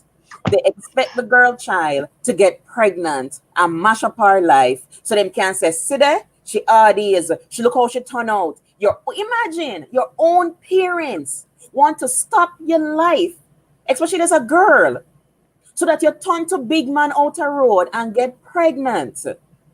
And I know there were girls there who and their parent, that's exactly how they, and I just couldn't fathom it. How your own parent want you to mash up your life and don't have a university education and don't reach any. As a parent, you should want your children to be better than you. You should want your children to excel past where you excelled. If you never had a good education, what's the sense of having children and have them sit down with you, a suffer and a butter when they could have reached further in life? Your children is not your retirement plan.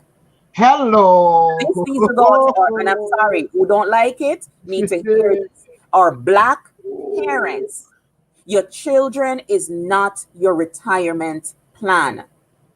So do not look for your picking them to grow up to turn around, take care. Yes, they're supposed to, because you treat them good, you love them, they turn around and take care of you. That's your blessings. But it is not for you to put that on your children's shoulders. Let your children become something of their life, make something of their life. You bring up your picking them from Jamaica, from any other Brazil, wherever you bring your children up from. Did you really bring your children up to America so that they could suffer and struggle? Or did you bring them up so that they could have a so-called better American life? The better American life is to not have your children taking care of your 3, 4, 5 other picnic them. You understand? You tired them for gonna no, you have children, you take care of your children. Your oldest child is not your mother nor the father to your children. They need their education, they need their freedom to make something of themselves. Let your children soar, let them soar higher, Amen. higher than an eagle. Do not curtail your children's learning and education. Let your child decide to become a Kamala Harris. Let your child decide to become a Susan Rice. Hey. Let your child decide to become a Colin Powell, a Barack Obama. You understand? But not pressuring them to do so, but giving them the foundation that they can choose to do so. Love your children. Let them succeed. Your children are not your retirement plan.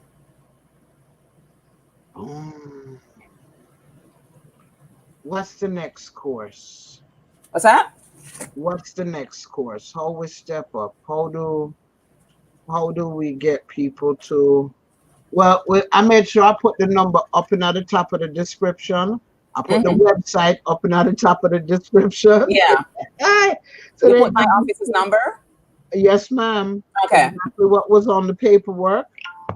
You'll find the page on Facebook. You'll find Swaades on Twitter as well. Now try to get that for the Instagram. You're gonna get to that one. The Instagram. Jump the gun.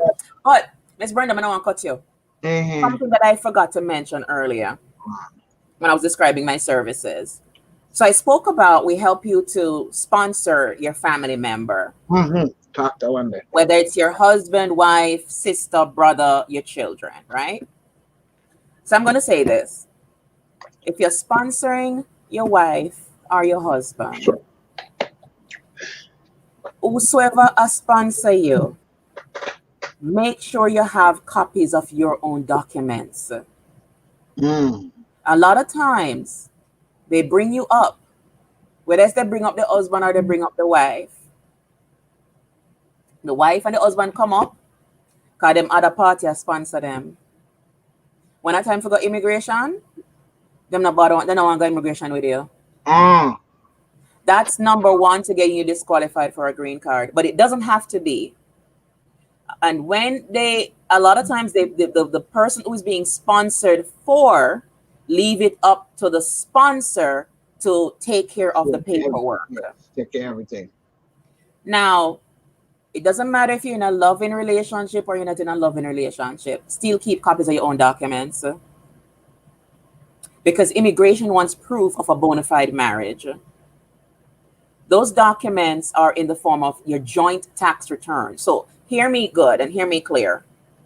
When you get married and you're going to be sponsored for, or you're sponsoring someone for the green card, you need to have joint tax returns. You need to show a commingling of funds. What does that mean? You need to have joint bank accounts, joint tax returns, joint telephone bills, joint names on the leases, names on the mortgage, names on the car insurance, names on the house insurance, names on the rent insurance. You need to show a commingling, not of funds, but a commingling of your life. If you file one tax return and the person file another tax return, how no show someone married? Okay. Huh? Or can't prove someone married? Only on the marriage certificate. That is not enough to show a bona fide marriage. Immigration is quick to figure out if a marriage is fraudulent. And your marriage can be real as gold. And immigration will still think it's fraudulent because you do not have the proper paperwork. If you are being abused and you think the one of the abuse is your partner is withholding the green card, that does not mean that you're not going to qualify for the green card. There's something called a VAWA. It's a Violence Against Women's Act. Now, don't let the women's part fool you. It's also for men. Because we do know that men get abused by women. Don't be ashamed. All right? But if you're being abused, please go to the police station, file a report. If you're being physically abused, go to the hospital, take pictures. If you're not being physically abused, but you're being psychologically abused, meaning verbal, emotional, mental, spiritual, all of that is psychological abuse, document it in a journal. Tell a trusted friend. Because that person may need to write a letter attesting that they know of the abuse, or if they have seen it happen, or they've heard your husband or your wife behaving this way to you. A lot of people give up on the green card process when they're being abused because they think they're going to get in trouble with ICE. Because one of the components of abuse, of immigration abuse, is your spouse telling you, "I'm going to call ICE on you." And so a lot of women or a lot of men, I'm actually going to speak on women. So men, don't get angry. I'm speaking to the women.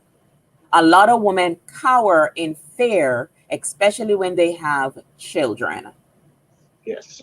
They don't want to be separated from their children because one of the things the man tells them, he's going to call ICE on them and he's going to call child services so they take away her kids, or he's going to go to court and get full custody of the children if she does not abide by what he says.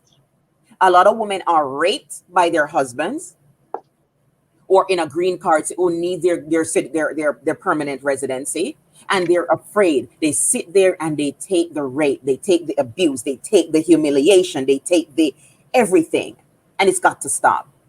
Women, there is a way out of it. You do not have to stay in an abusive relationship just to get your green card. Take your children and go. There are organizations that will help you with the VAWA application, and they will find you a shelter. And shelter is not one nasty ghetto little thing, whatever. No, that's not what a shelter is. I You spent my have first nice 5 months hotels. here in Charleston in Huh? one. I spent my first 5 months here in Charleston in one. Okay, that's You why I did a said hotel one? different parts of no one hotel. They have a proper straight up shelter Okay. with a family and woman center, and on the other side, a woman and their children come in. Or at one point, because they even had another building, a father and his children were there. And even me personally, just trying to get into the shelter system in New York was impossible. That's why I started looking at different places across the country in Mm-hmm. order to still live. And it's these little things that we have a sense of power, we have a sense of strength, but have not been educated enough. And because people keep saying, "But me no want nobody in my business," that's Yes. right. That's so. We need to get, and let me tell you, this is the thing. People uses fear tactics to get people to cower. It's a controlling, domineering, it's domestic abuse. All right. And we have our people, our very proud set of people.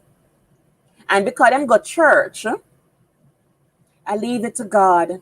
I'm a woman of God. I'm not leaving my husband. I'm not going to talk about this. You will catch your death if you don't open your mouth. Who cares if somebody is in your business? The right person needs to be in your business, but they can only be in your business if you open your mouth and talk. And as a community, one of the worst oppositions to a woman who's being abused is not the man who's abusing her, is another woman. Mm-hmm. Because that one will tell her, you need to stay with your husband. Where you think you'll go? You deserve it. You need to be the better wife to your husband. A lot of these women are miserable wretches. They're miserable shrews. And they Erica want said, you. "Put bright, honest friends in your business." I'm sorry? Erica said, "Put bright, honest friends in your Yeah, business." exactly. You are not. And another thing too, which I wanted to touch on, which was a part of the 5 points, is getting the help that you need, not just immigration wise, but getting help monetary wise to help you with rent and all that. So we have a proud set of people who don't like to ask for help. You can't be like that in this country. You will die for hunger. All right. And you will literally stress yourself out to the point of being sick. And when you get sick, that's another bill. So you're going to stress again over that bill and get more sick. So it's a never ending cycle. We need to cut it. Cut the cycle before it goes on the merry-go-round. All right. So as it needs to go with your green card situation, reach out to organizations that can help you get out of that abusive situation. They'll help you and your children get out of it. They'll even arrest the man who's being abusive, and they will help you to get your green card through the VAWA. If you're a man and you're being abused by your wife, the same thing applies. Document everything. If she's hitting you, go to the cops, make a report. And I know some of you don't want to put a woman in jail or whatever. And I can understand that. I respect that you're a gentleman, but you need your green card. Okay, so document the abuse, talk to people about it, and get out of that situation. Document everything, and you can be eligible for the VAWA. Don't stay in abusive situations. Get your own copies of documents. Get you copies of the birth certificate, because I know sometimes these abusive individuals will hold on to your documents and threaten you with ICE. So you sit there, shut up, don't do anything. If you can't keep a copy at home, get a PO box. Yep. Sometimes Mm-hmm.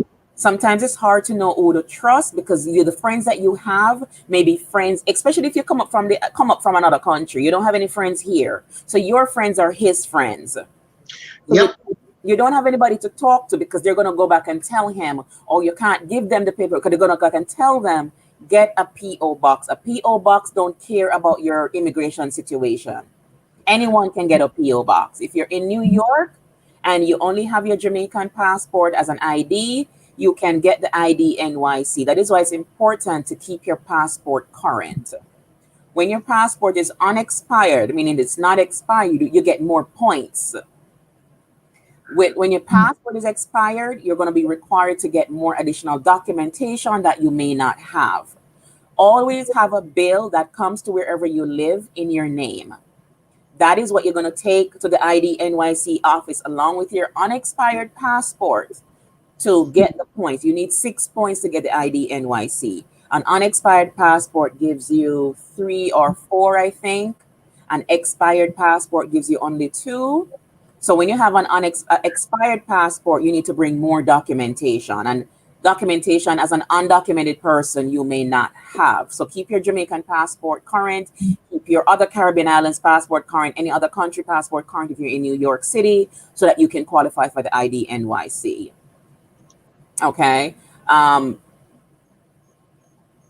It is very important that you do not let somebody use a green card and hold it over you and your kids.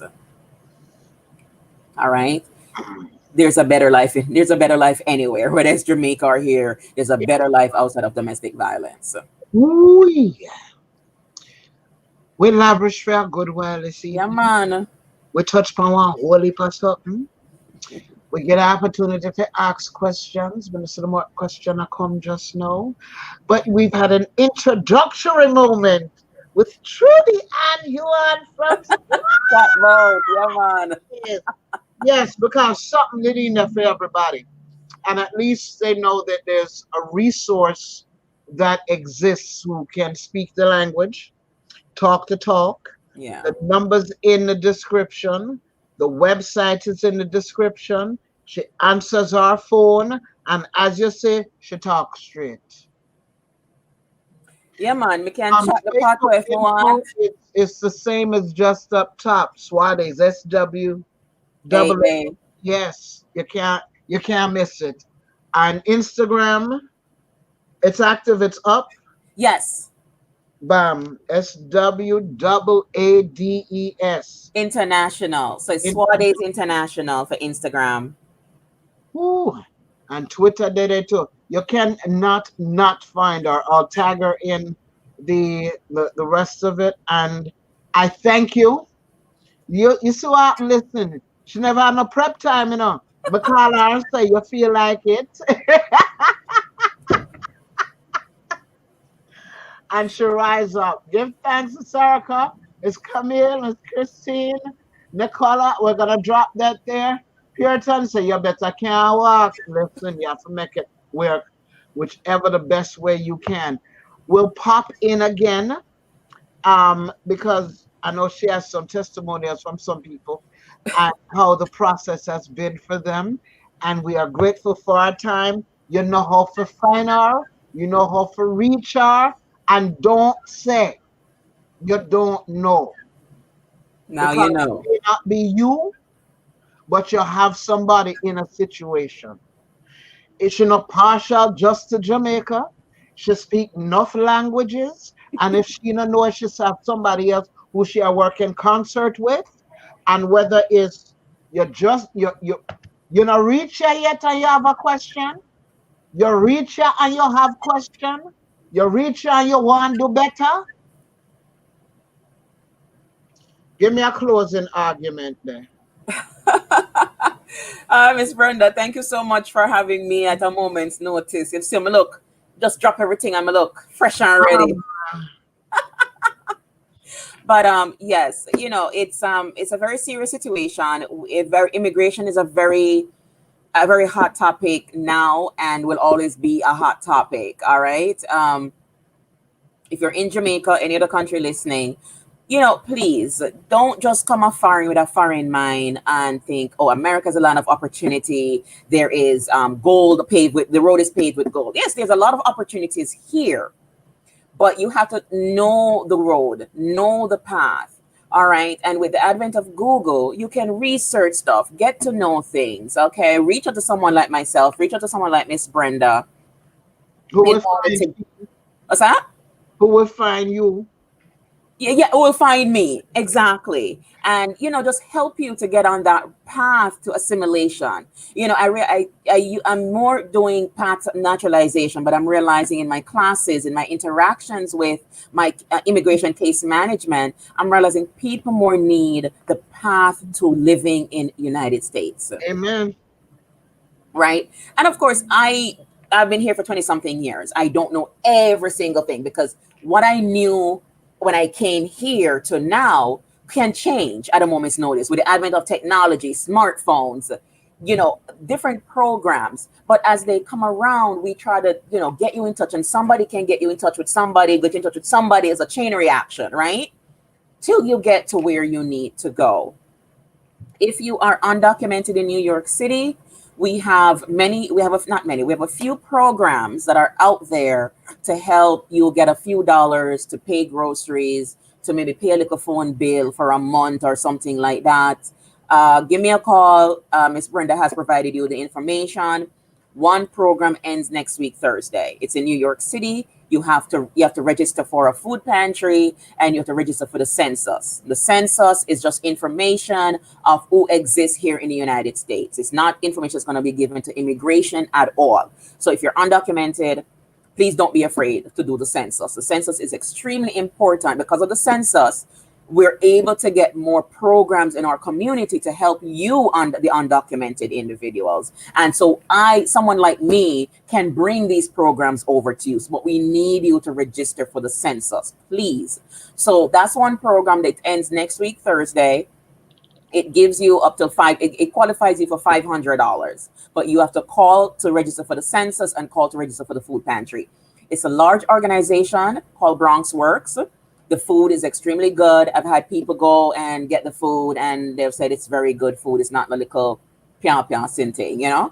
So don't be ashamed. Don't make pride. Be prideful, meaning be proud of yourself for wanting to take care of your family. So you go to the food pantry for food. It's COVID. Throw away all of them extra things. You understand? Register for that so you can register for get the $500. There's another program that's separate from that one, different organization that gives people up to $200 to $300. But you have to be undocumented. If you are documented, there is a human resource administration that helps you with HEAP, that helps you to pay your Con Ed bill if it is in a disconnect state. If it's a high bill you owe and it's in the disconnect state, you get SNAP food stamps, and you also get rent assistance if you qualify, right? But you have to call and apply. And as I say that, I know many people may be afraid of the public charge. Oh, I'm being sponsored for a green card. I don't want to take public benefits. During COVID, an executive order has been filed not executive order. The Supreme Court has ruled that the public charge rule is null and void during COVID. So you will not suffer from a public charge violation during this time if you go and get help. All right. If you are undocumented and you're putting in your papers, you are not required to put in the I-944. That is a public charge questionnaire. You're not required to do that. So please go and get the help not from undocumented. For documented, go and get the help for HRA. And if you're sponsoring someone, it's not going to be a problem during COVID. If you're undocumented, please give me a call and give my office a call, and we will help you to register for one small program which offers you $200 to $300. It's a one-time help, but every little something, right? And the October 2nd date, Yes. why it's so important to everybody? Come October 2nd, every single immigration form fee is increasing by 83%. So as of now, your citizenship application, the N400, is $725. Come October 2nd, that is now $1,170. The green card fee of $535 is going up to almost $700 and something. I don't have those numbers in front of me. I only know the N400 off the top of my head because I deal with that every day. But all these forms, all these fees are going up. Even asylum seekers, their application used to be free. They're now being charged $50. Now, some people might say $50 isn't enough money, but guess what? To somebody who is fleeing their homeland with nothing, $50 is a whole lot of money. So please get your paperwork in now before October 2nd so you don't have to pay all those exorbitant fees. And one more thing, Miss Brenda, it wasn't part of the 5-point, but it just came to my mind, and it should have been part of the 5-point, the moratorium on green cards if you're out of the country. Trump has put a moratorium on green cards for till the end of the year, meaning if you're in Jamaica, if you're in another country, you're not able to get your green card. However, that does not mean that you cannot put in the application.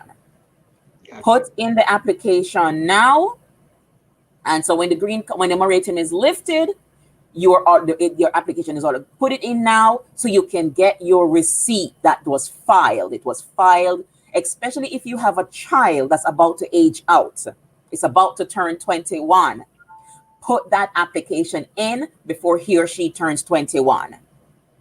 Because once that child ages out, they go into a next visa category, and it may take up to 7 years for that child to finally to get their green card. So before your child ages out, put in the application, get the receipt number so that it can at least minimize the effect before your child reaches 21. So with that, thank you so much, Miss Brenda. We did we there with LABBRISH and we chat and we love and everything. With Tita gone dark in your light gone? Me well want somebody a foreign feel when me got through for the last week. When all my food spoil. Oh gosh. Me yogurt, me eggs, bread, me for dash with everything. Them no know. Listen, I can hit dirt roads in less than 5 minutes from me, you know. But I choose bush. And fortunately, when the alligators come out, it's not too close. So it's alligators? I'm in South Carolina. Them people at a nice suburban home, you come out down the morning and the alligator just a trips across the lawn. But I see them in the pool. I want to live, no sir. Listen, they eat gator out here, baby. Animals Restaurant on the east side, Charleston, South Carolina, 16 Blake Street. You can get you some gator. Or Gilly's Seafood out on Folly Road. You can get you some gator. This is Charleston, South Carolina. You want shrimp? You know what? When me done, I'm going to eat my oxtail, I'm a dumpling, I'm a banana, I'm a gravy. All right? I'm good. Me put on with my oxtail. Me good. Oh, yeah. Good. Swaades International, Swaades International, Twitter, Facebook, Instagram, the number there, the website there. Reach out and take care of your business. I look forward to the next set of questions that I know that are going to come up for those who missed this live. You can find her. Yes. I'm going to put it up on Facebook, so you go check the comments again. And we're going to be all right. Why? Because we're going to talk. We're going to share information. Yes. We're not going to be like previous generations. And you know, say y'all got you a thing and you see your neighbor right there, so all you have to do. Not help them. No. Each one teach one. Them asking, we reach your hand back, whether we reach it to the back, to the side, or forward. I was at least had the opportunity to be in places like Flatbush, Brooklyn, where people, the older generation, them touch, talk, and feel. Places like Hartford, Connecticut, where every island have them own club and they move as one when necessary. These are politically cohesive spaces and places built by communities of immigrants. Do your job. Talk to your neighbor. There's a thing that says God gave you two hands, one to help yourself and one to help somebody climb up. You know, we are in a state where people don't share information. You have it and you see your neighbor need it and you hold on because you know things say, you know, want them come be better than you. But me tell you something. If your neighbor come to be better than you, I know your neighbor fault. You sat there and did not do anything with your life. Boom. So if you see somebody moving up, that should be encouragement for you to move up too. Don't sit down and not help nobody because you feel, say, well, me never get the help, so when me a help her for. No, if you never get the help, you know what it feels like to not get help. So don't put somebody else through that if you can. Mhm. Folks, we're gone. We Yes. did nice. We Yeah, don't know. good. My Lavish time again. Lad, we can't chatty, but at least we get good information. Sooner or later, boom. Bye, people. Bye. Yes.